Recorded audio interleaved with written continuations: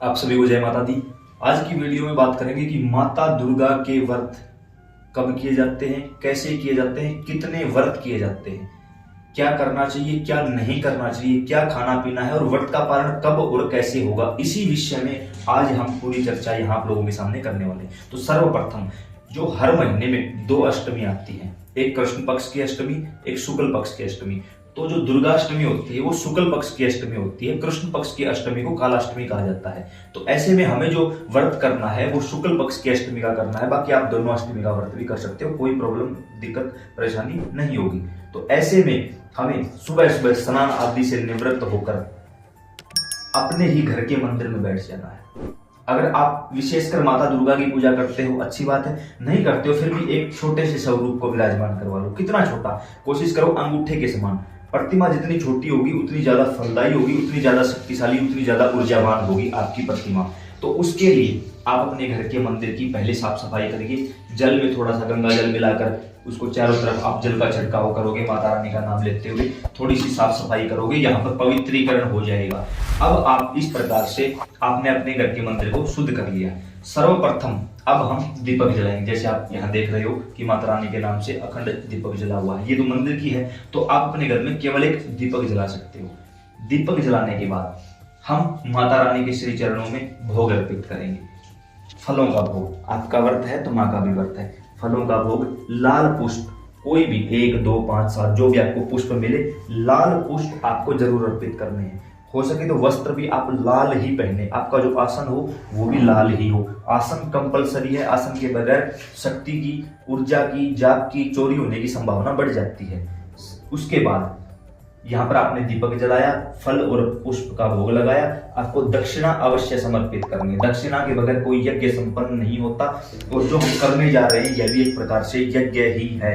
तो ऐसे में हम यहाँ बैठकर अब माता रानी के सामने संकल्प लेंगे।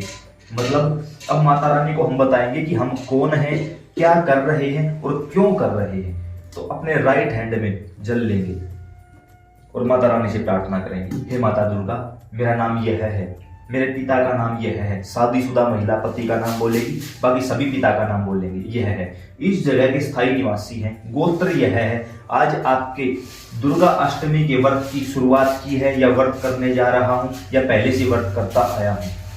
इस समय मेरी अर्जी, मेरी अरदास, मेरी मनोकामना यह है, आप कृपा कीजिए, करुणा कीजिए और मेरी इस अर्जी अरदास को यहाँ मैं आपका व्रत पूरा करता हूँ, वहां आप मेरी मनोकामना पूरी कर दीजिए। ऐसा बोलकर जल नीचे की ओर छोड़ दो। ये हुआ आपका संकल्प। अब सामने बैठे देवी देवता को पता लग चुका है कि आप कौन हो, यहाँ क्यों बैठे हो और आपको क्या चाहिए। ऐसे में अब हम यहाँ पर जो भी कोई चालीसा आती है, कोई आरती, चौपाइया, स्तुति या मंत्र जाप, कुछ भी आता वो करेंगे। कम से कम हमें यहाँ 21 मिनट अवश्य बैठना है। फालतू आप कितना भी बैठ सकते हो, कम नहीं, कम से कम 21 मिनट यही बैठना। और कुछ नहीं आता, बस आंखें बंद करके बैठ जाओ, जय माता दी, जय माता दी, जय माता दी करते रहो। बस इतना कर सकते हो आप। सिंपल साधारण तरीका तो है ये व्रत करने का। जो भी आपको आरती चालीसा आती है वो आप पढ़कर माता को सुना सकते हो, देखकर, पढ़कर, बिना पढ़े, जैसा भी आपका मन करे। उसके बाद हमें करनी होगी यहाँ पर आरती। आरती आप कपूर से भी कर सकते हो, जो दीपक आपने जलाया है आप उस दीपक से भी कर सकते हो। मान के चलो हम कपूर से करेंगे आरती, तो यहाँ पर हमने कपूर जला लिया है और इससे हम खड़े होकर आरती करें। हम आपको वैसे ही बैठे बैठे दिखा रहे हैं। तो ऐसे में जो 4 बार होता है, 4 बार आरती माता के चरणों पर ली जाती है। 4 बार आरती, 3 बार आरती माता की नाभि पर, कोई भी देवी देवता होता है उसकी नाभि पर, 2 बार भगवान के मुख पर और 1 बार पूरे शरीर पर। आप ऐसे करके आरती कर सकते हो। उसके बाद आरती को यही विराजमान कर दीजिए। दोबारा से हाथ में जल लेके संकल्प करोगे कि हे माता रानी, आपने आज का जो संकल्प था निर्विघ्न संपन्न करवाया, इसके लिए हम आपके आभारी रहेंगे, कृपा बनाए रखना। जल नीचे की ओर छोड़ दो।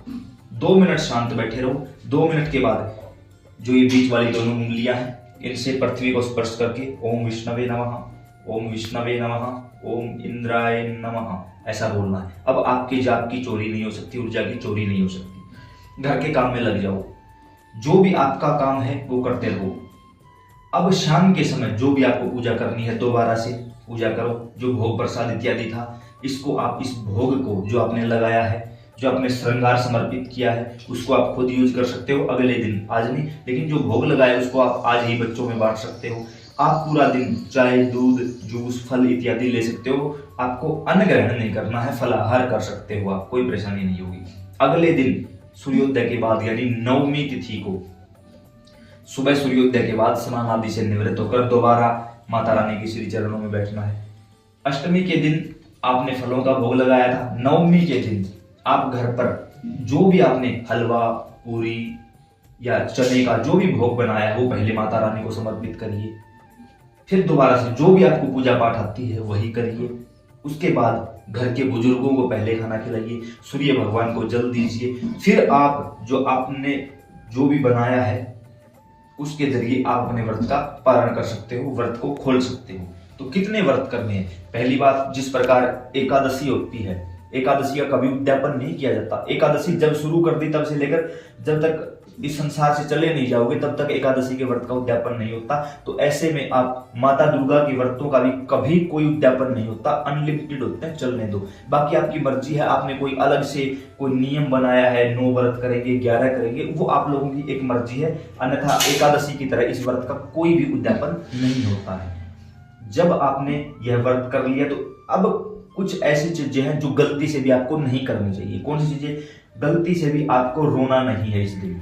जब हम माता के सामने बैठे भावपूर्ण तरीके से अगर भाव के रूप में हमें रोना आ जाता है तो इससे अच्छा तो कुछ होता ही नहीं, क्योंकि बड़े विरला, बड़े सौभाग्यशाली होते हैं वो प्रेमी जो भगवान के सामने बैठकर भगवान के लिए रोते हैं। तो इसे कोई प्रॉब्लम नहीं होगी। लेकिन आपके कारण किसी को और किसी के कारण आपको रोना नहीं है, किसी को कटु वचन नहीं बोलना है, किसी प्रकार से असत्य भाषण नहीं करना है, घर में कोई भी ऐसा कार्य आपको नहीं करना है कि आपके कारण किसी दूसरे को परेशानी हो। क्योंकि पता नहीं किस वेश में नारायण कहाँ बैठे हों आपकी परीक्षा लेने के लिए और आपका व्रत खंडित हो जाए। तो इन सब चीजों का थोड़ा सा ध्यान रखिए। ऐसे आप व्रत करिए, व्रत का पालन करिए और फिर देखिए आपके जीवन में चमत्कारी अनुभव होंगे। साक्षात रूप में माँ दुर्गा आपके साथ चलने लगेगी। तो यह थी माता दुर्गा के अष्टमी व्रत का पूरा एवं संपूर्ण विधान। जो श्रृंगार आप यहाँ रखोगे स्वयं यूज कर सकते हो, महिलाएं स्वयं यूज कर सकती हैं। पुरुष व्रत कर रहे हैं तो अपने घर की सुहागन स्त्रियों को वो सामान आप दे सकते हो। जो फल है ये घर में ही बांट सकते हो। जो भोग बनाओगे वो भी घर में ही खा लीजिए, क्योंकि इस समय हम किसी को बाहर नहीं दे सकते, हजारों प्रकार की बातें चलेगी। तो पूरी जानकारी देने की कोशिश की है। फिर भी अगर कोई चीज ऐसी रह जाती है तो आप हमें कमेंट बॉक्स के माध्यम से पूछ सकते हैं। जय माता दी।